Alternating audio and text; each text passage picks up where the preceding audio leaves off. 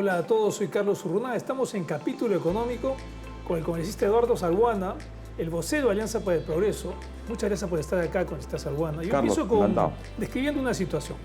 La inflación anualizada a marzo está por encima de 7%. La inflación de alimentos, 11%. La inflación al por mayor que se traslada al consumidor, 12%. La inflación de material de construcción, 15%. Y le planteo una solución. A ver, congelamos 10 panes por un sol. O el galón de 95, gasolina, a 5 soles. O el balón de gas a 10 soles. ¿La voz del pueblo es el control de precios? De ninguna manera. Yo lo que veo después de esa receta, que ya la están esgrimiendo algunos, es colas, carestía, especulación y todo un desbarajuste económico. Esta es una historia que ya los peruanos la hemos vivido. Y ya sabemos, además, por la historia contemporánea, que las economías que funcionan son las economías sociales de mercado, economías de libertades, economías donde la gente, por su capacidad, su esfuerzo, su sacrificio, sale adelante. O sea, economías de libre mercado. ¿Por qué si la hemos vivido? Porque la hemos vivido en los años 80, en la segunda mitad, y con mucha intensidad. Vuelve ese tema a el escenario político y económico del país, congresista. Es que hay toda una arremetida retro, ¿no? Una arremetida de sectores que todavía tienen, creo, ideas anacrónicas, ¿no? El tema de la Asamblea Constituyente, el tema de que salvo el poder todo es ilusión. O sea, son esas reminiscencias autoritarias, ¿no? De regímenes que no han funcionado, los que nos quieren imponer y nos quieren poner como agenda, ¿no? La Asamblea Constituyente, el tema, toda la arremetida que hay en ciertas regiones del país con cierre del Congreso, Asamblea, todo eso forma parte de un paquete político que nos quiere impulsar básicamente Perú Libre. Pero es un esquema que no ha funcionado y que no va a funcionar, y por eso es que estoy seguro que esas iniciativas en la Comisión de Constitución van a ser archivadas. Ahora, y con relación a lo que vive la población en el mercado, es decir, hemos salido de 2 años de pandemia, en donde los precios, por ejemplo, de los medicamentos estaban en el cielo. Pero si bien es cierto, la fórmula del control de precios es una fórmula que conocemos, usted ha mencionado la historia económica de los años 80, fracasada, ¿no? Los resultados están ahí. Sin embargo, por otro lado, nos dicen que esa fórmula de ganancias muy grandes han hecho que la población se distancie de la economía. ¿Cómo lograr acercar nuevamente a la población con la economía que sabemos que funciona?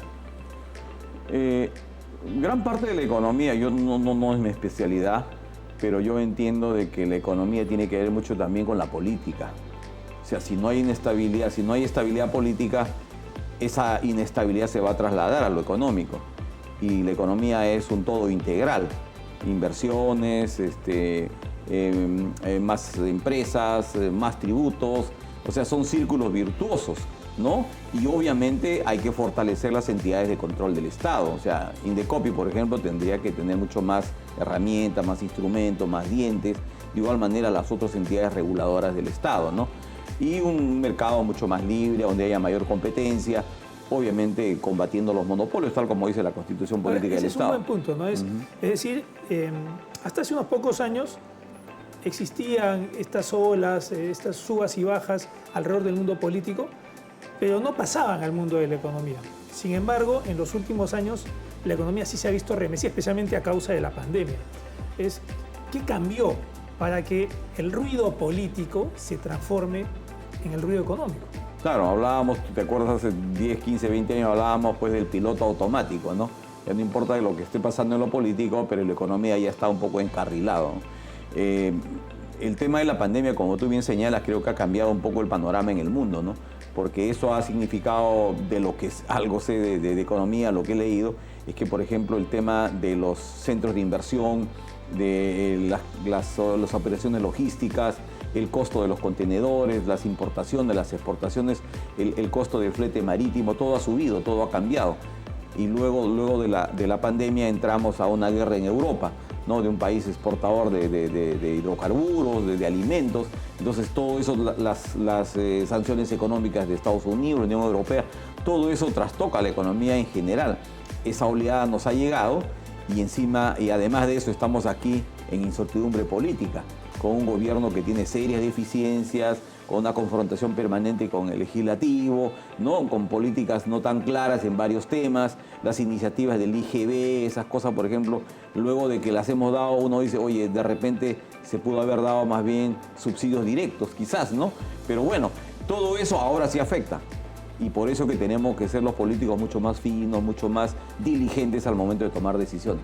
Muchas gracias, congresista Salguana. No, Carlos, encantado. Hemos estado con el congresista Eduardo Salguana, vocero de Alianza por el Progreso, ex ministro de Estado, hablando, y él lo ha dicho, de estas fórmulas retro que están brotando nuevamente en el escenario económico y político nacional. Y lo dijo aquí, en Capítulo Económico. Cuídense mucho y gracias por estar con nosotros.